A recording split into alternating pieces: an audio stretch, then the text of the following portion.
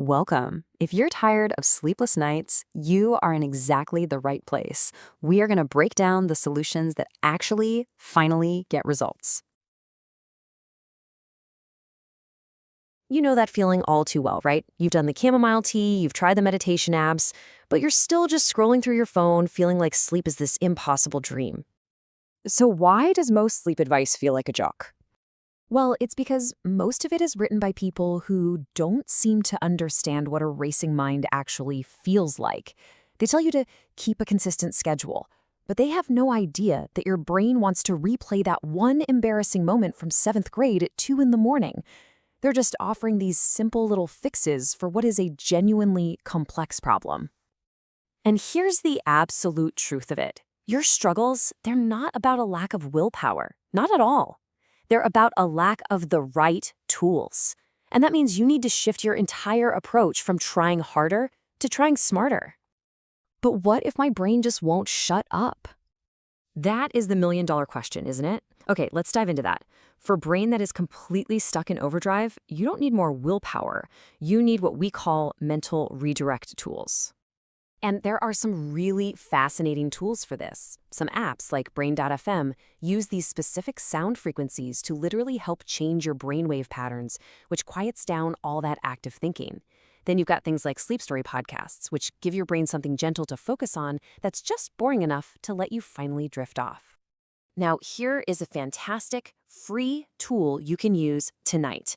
It's called the 4-7-8 breathing technique, and it's incredibly powerful because it activates your body's natural relaxation response. That long exhale, that is the key. It feels a little weird at first, I'll admit, but with a little practice, it can be just remarkably effective. Okay, this one is a complete game changer for those nighttime anxiety spirals. By scheduling a specific worry window, you're essentially telling your brain, hey, I hear you, but we are going to deal with this later. It gives your mind a concrete plan so it can stop demanding your attention right when you're trying to sleep. Okay, but what if it's not my mind? What if I'm just uncomfortable? That's a great point. So let's move on to your physical environment, because physical comfort is every bit as critical as mental calm. Your surroundings can either invite sleep or they can actively fight against it. These three things right here, they are non-negotiable for creating a true sleep sanctuary. The deep pressure from a weighted blanket can seriously calm your nervous system. A cool room helps trigger your sleep hormones, and absolute total darkness signals to your brain that it is time to shut down. No compromises on these. And hey, don't just settle for any old white noise app. It's really worth knowing the difference here.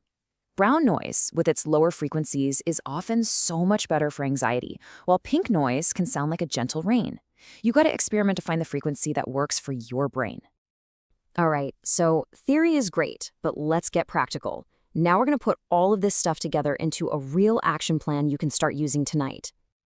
And the good news here is you do not need to spend a fortune right away. You can start with a basic, highly effective stack for under $100.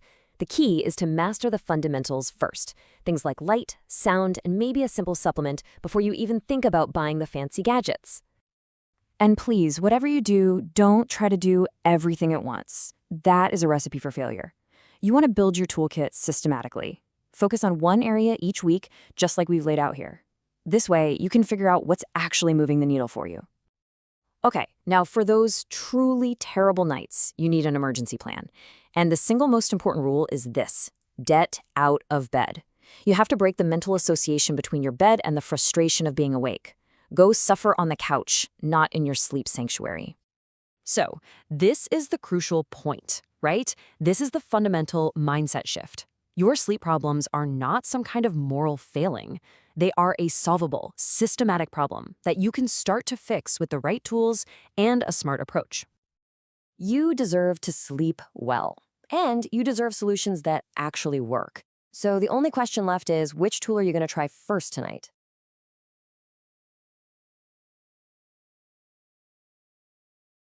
If you loved this content, please share it. And make sure you click like on this explainer and subscribe to our channel for more.